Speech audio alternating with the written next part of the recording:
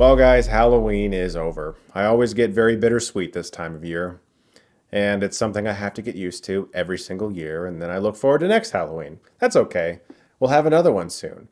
I had a great time talking about so many movies with you in the ninth annual Halloween special, so let's talk about a new film called My Hero Academia World Heroes Mission. If you guys saw my review of Heroes Rising, which is one of the last movies I saw in theaters before the pandemic began, you know I'm a big fan of this show. I really love the last movie. I enjoy the first movie, and so naturally I was very excited to see the newest one in theaters. So when a cult of terrorists ruins a city by releasing a toxin that causes people's abilities to spiral out of control, Japan's greatest heroes spread around the world in an attempt to track down the mastermind and put him to justice. The terrorists in this film put stock in the quirk doomsday theory. This is a theory that believes that people who have quirks, if you are unfamiliar with the story of this show, people have special abilities, superhuman abilities of all different kinds. And this theory believes that these people will bring about the destruction of the world. And so these terrorists want to kill all heroes, if possible. And not even just the heroes, even people who have quirks who are just regular people who don't want to be heroes, who are just living their lives.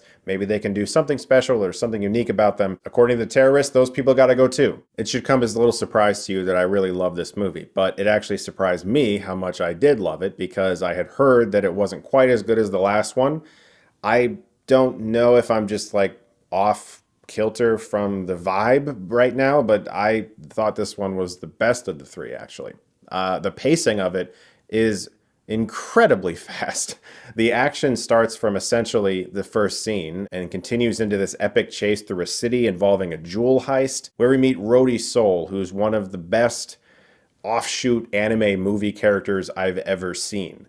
This character was extremely fleshed out. He's caring for his younger brother and sister, and he's doing so by taking odd jobs for gangsters and nefarious folk around town. But his backstory and how it unfolds gradually throughout the movie as he's forced to team up with Izuku Midoriya, who is also falsely branded as a criminal. He becomes one of the most wanted people in the world for something he didn't do, because his cult of terrorists also has people in the police force as well who believe this quirk doomsday theory. The way Rhodey and Izuku's relationship developed and the exploration of Rhodey's past, I thought was way better than I don't know. I love this show already, but sometimes even as an anime fan, I'm like, they don't have to try that hard on some of those things, but they did.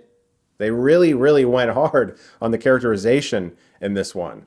And since in fact, all of the My Hero Academia films are mostly just offshoots and don't impact the narrative of the show, I was surprised how great of a character this guy was, and I really want to see him in the show. I hope they decide to incorporate him more in the future. As with all of My Hero Academia, the animation is absolutely spectacular. The fight scenes are insanely epic. Every time it gets to like this point of just awesomeness, you always say, okay, well, they've expended all of their energy. Oh my God, they're still fighting.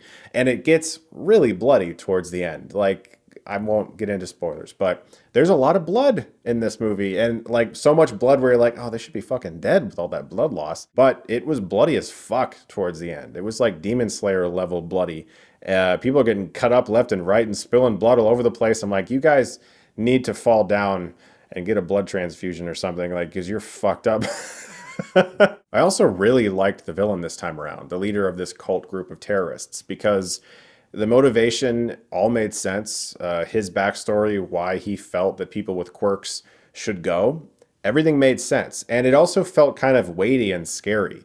The villains in the past for this show have been not as serious as this one. The idea that you're literally going to just kill a large majority of the population because you believe that they are diseased kind of explores darker territory than this series usually does. And I also loved the man on the run storyline of Deku being falsely accused of something.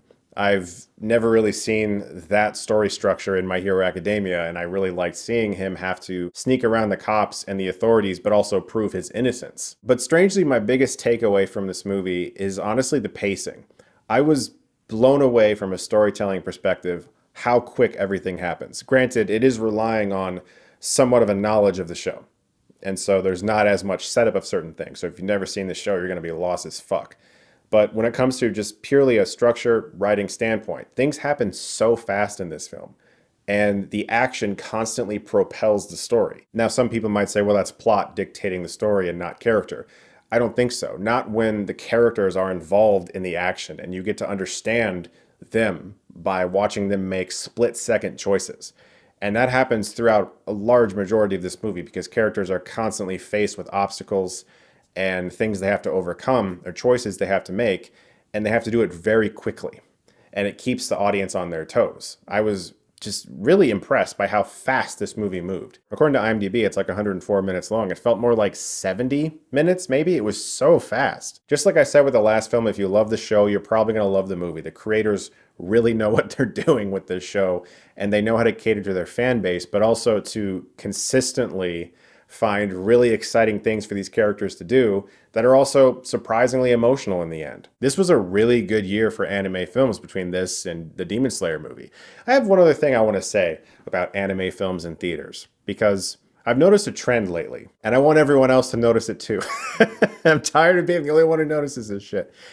Have you ever noticed that whenever an anime film does very well at the box office in America, like say Dragon Ball Super Broly, or the Demon Slayer movie, or most recently, this film last weekend did very well, that the narrative, the way people who write about box office online talk about that, is that it's a surprise. It's always a surprise when an anime film cracks into the top 10 at the box office. The big surprise this weekend is My Hero Academia. The big surprise this weekend is Demon Slayer beating out blah, blah, blah. Is it really that fucking surprising anymore that people like anime? Wake up! People fucking like it. It's not surprising that it does well. It's a very viable thing. When I was a kid, the idea of even seeing anime in a theater kind of blew my fucking mind. When I was able to see the first few Dragon Ball Z films in a theater, that was insane to me. And now almost every anime film is shown in theaters for at least one night. I mean, I even saw the Shirobako movie this year. I'm not even a huge fan of the show. I've seen like half of it, but I love the idea of supporting anime in theaters because I still feel like it's very special. Like I cherish that. I'm not used to the fact that it's so available. You know what I mean? Because my generation was so used to the fact that it was hard to come by anime. You had to have a tape of it, or maybe it was on Toonami. So the idea that anime is in theaters, I always want to support it. But I don't find it surprising anymore when they do really well, because a lot of fucking people like anime. I don't know if you knew that. So the next time a big anime film is in theaters, if it does really well at the box office, look for it. You're going to see people talk about how surprising it is in their box office articles. It's not surprising if you've been with anime from the beginning. This shit is awesome. It's here to stay. I hope you guys check out this movie. It's still in theaters for a few more days. Guys, thank you so much as always for watching, but I also want to give a big thank you to the sponsor for this video, Private Internet Access. Private Internet Access is the world's most transparent VPN provider with over 30 million downloads. They never record or store user data because it changes your IP address and reroutes your internet traffic through an encrypted tunnel. Private Internet Access hides your online activity from your internet service provider, network administrator, and government censors. It's also the most customizable VPN on the market, allowing you to make your own VPN experience truly yours. It also works with all major streaming services, so you have unrestricted access to all your favorite content anywhere in the world. Private Internet Access is available for all platforms: Windows, Mac OS, Android, Linux, iOS, and many more. And if you click my link in the description below, you can get complete digital privacy for less than $2 a month and 4 extra months for free. That's only $1.97 a month and 84% off. So please do check out that link in the description below. I think it's a great deal. Thank you so much to Private Internet Access for sponsoring this video, and thank you guys for watching. If you like this, you can click right here and get Stuckmannized.